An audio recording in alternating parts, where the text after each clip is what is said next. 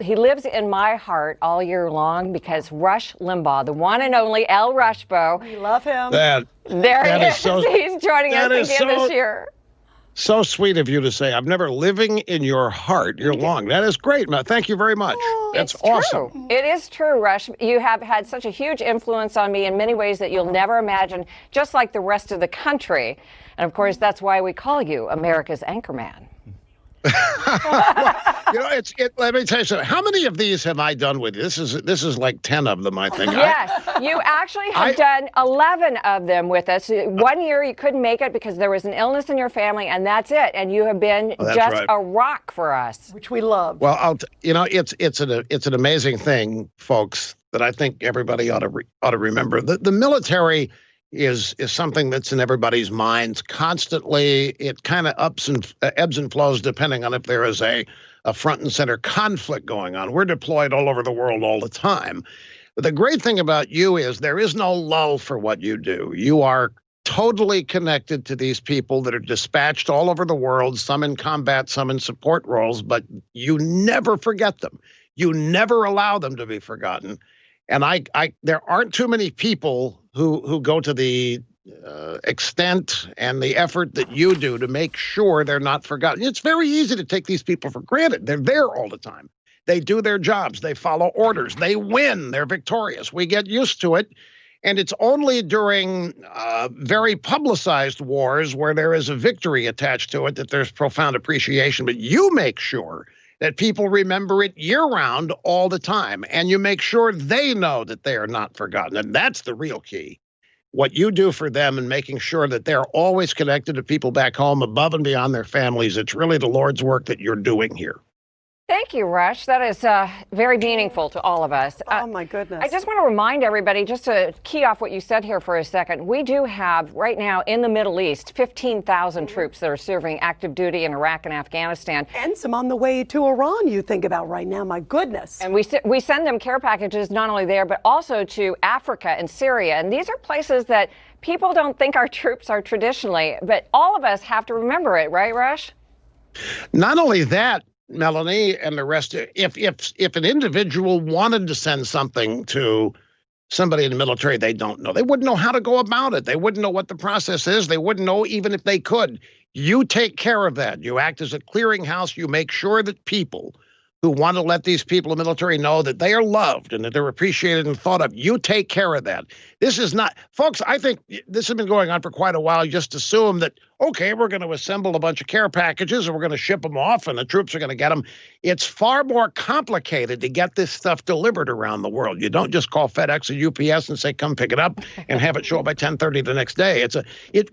I'm not trying to blow smoke here. It's just something that not everybody could do. And it's certainly not very much anybody else is doing. You're kind of carrying the water on this, and kudos to you for it. And Rush, this is Rita Cosby. We love you. Rita Cosby! I love you, Rush, my dear friend Rush. I think about Rush, and you and I have talked about this before. My father, as you know, was a prisoner of war. You have been out there in the troops, as Mel has so many times. I think about how beautiful what we do is because you send it because of your love and support, Rush, too. And Mel, and I know that firsthand. You think about that lone soldier who maybe gets nothing from family all year round, and suddenly they get a care package. And obviously it's goodies and all these great things, but it's a message to let America send a message to these troops, to let them know that America is thinking of you. America has not forgotten you. And Rush, I know how much that means to you firsthand. It's so beautiful. But think about how amazing it is for the folks listening at home, how they can have that one-on-one and really change a soldier's morale and get them uplifted and to let them know they're doing something that matters. I'll tell you, one of the things that surprised me when I first learned it, and it probably will surprise a lot of others, when I found out you all were sending things to them that included things like toothpaste and toothbrush, I said, come on, doesn't the military provide that? And the answer I got, no, not nearly as much as you would think. Some of the things that are in these care packages are things you'd be amazed to learn that are not provided as stock material by the military, including things besides MREs. And it really is, it's a stunning thing, and to me, because I thought the military provided all of the basic hygiene and housekeeping items that was just part of being deployed. And when I found out that no, that stuff is not commonly supplied by the military, I was stunned. And the more you tell people that, I think the more you're going to be successful.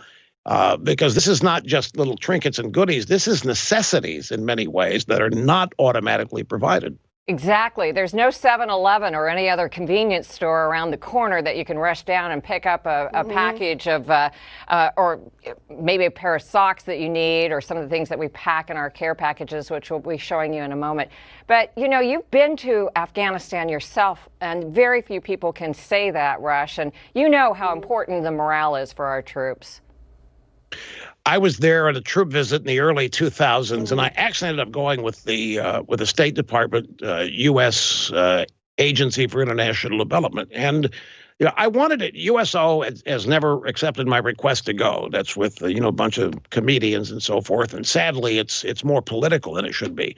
So I got to go on this State Department trip, and actually it was a blessing because I got to participate in actual meetings with some of the Afghan military leadership at the time, with whom we were allied. And Barbara Bush had started a school for women in Afghanistan that people didn't know about, and it was part of an effort to overcome the discrimination that's part of that part of the world where women are treated as second-class citizens. So I got to see a lot. But the thing about the troops that I learned, at the same time I was in Afghanistan, we were in Iraq. And the Afghanistan operation was going well. It was proceeding pretty well. And I got to take C-130 trips to Kandahar, to Bagram, to a number of different places. Everywhere I went, and the troops had cable news in their deployments. They had Fox, they had CNN, and they would tell me, how come they're not covering what we're doing? And I said, because it's not going as well in Iraq, and the media is not really excited to show your successes with a Republican in the White House. And they're aware of that. They're aware of the political nature of what they do, but they're like anybody else. If they're engaging in things that are successful, they would like accolades. Not accolades. They would like acknowledgement that what they're doing is working, particularly for people like this who have volunteered to do something that 99% of us wouldn't do. And they loved hearing how much people appreciated what they did.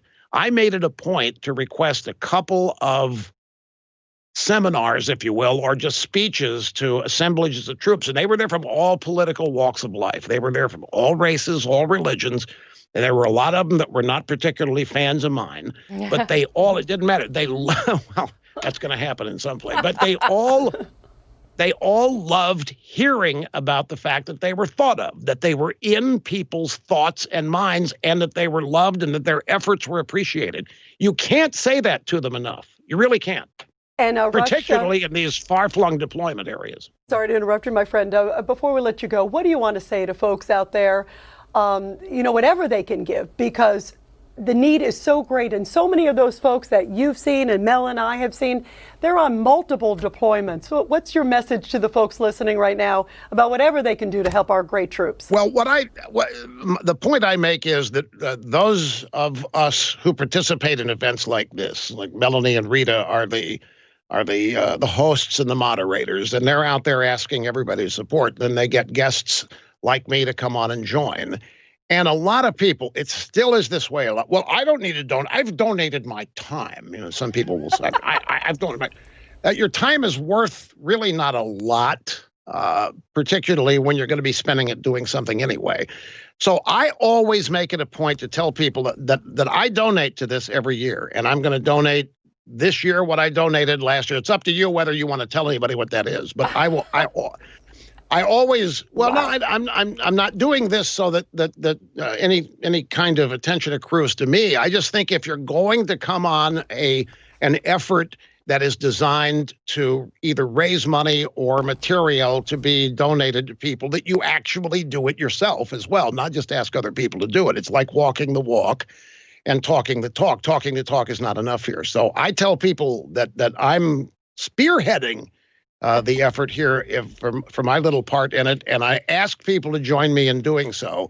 not because you may hear a thank you or an appreciation, but because in your heart, after you've helped out, you'll feel great that you've done it. Because, as I say, folks, some of the stuff that Melanie and her organization send them are things you think the military provides that you have in your bathroom closet every day that are not routinely provided. This stuff goes a long way. It is profoundly appreciated, and it's helpful to the cause. Rush, we love you. Thank you. We're going to tell everybody how much you donated. Yes, coming and I'm back gonna after cry. this break. And wait till get I ready to leave fall before off you the do floor. Thank you, Rush, from the bottom of our heart. You live there. Okay, have a great Troopathon out there, and thank you for having me on. We love you, Rush. And I just want to say one thing. 150,000, everyone. Unbelievable. I can't. I'm about to cry. I'm about to cry. Thank you, everybody. A lot more of Troopathon 2019 right after the break.